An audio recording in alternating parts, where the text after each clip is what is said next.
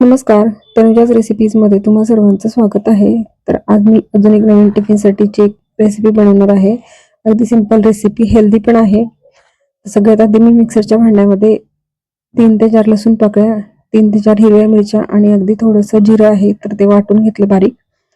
आणि हा दुधी भोपळा आहे, तर तो मी कट करून किसून घेणार आहे.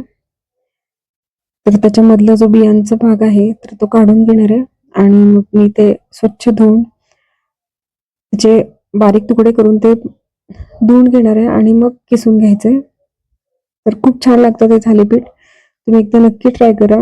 हेल्दी पण आहे आणि मुलांच्या स्नॅक्सच्या टिफिनसाठी पण छान ऑप्शन आहे, किंवा अगदी रेग्युलर टिफिनसाठी पण तुम्ही हे देऊ शकता.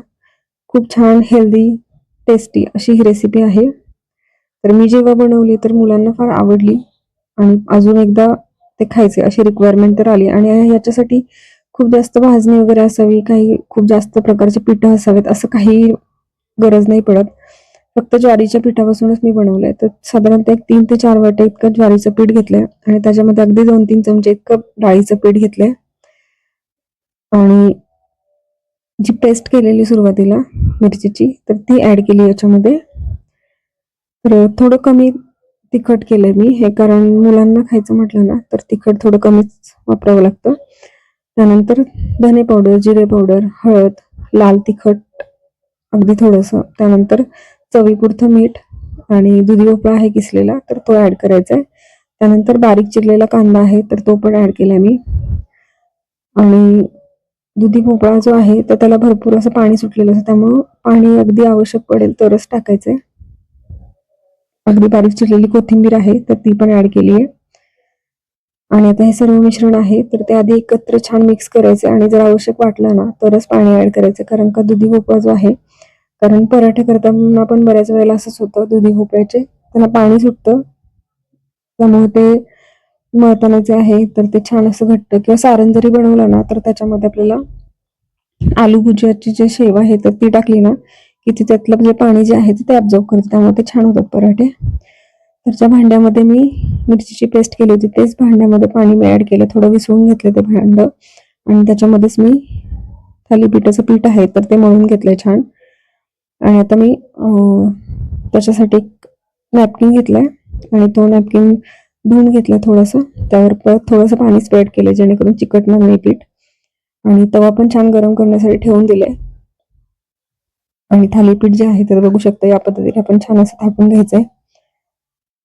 आणि खूप जास्त मोठ्या साईजचे नाही केले, टिफिनला मुलांच्या द्यायचं म्हटलं ना तर अगदी लहान साईजचेच बनवायचे. आणि त्याला मध्ये हाताने फोल्ड करून घेतलं जेणेकरून त्यातून आपल्याला तेल सोडता येईल आणि सगळ्या बाजूने छान असं थालीपीठ जे आहे तर ते भाजलं जाईल.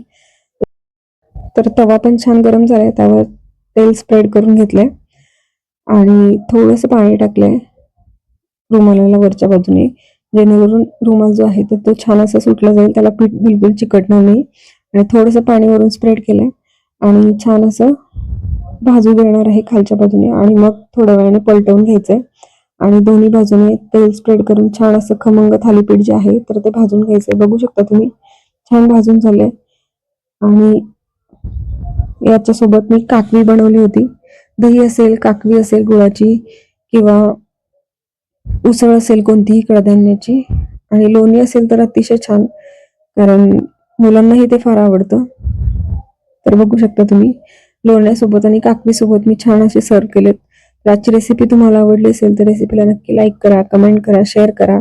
आणि तनुजाच रेसिपीला सबस्क्राईब केलं नसेल तर नक्की सबस्क्राईब करा आणि बेल आयकॉनवर क्लिक करा, जेणेकरून येणारे जे नवीन नवीन रेसिपीज आहेत तर त्याचे नोटिफिकेशन तुम्हाला सर्वात आधी मिळतील. तर बघू शकता छान असं गरमागरम थालीपीठ आहे. नक्की ट्राय करा. धन्यवाद.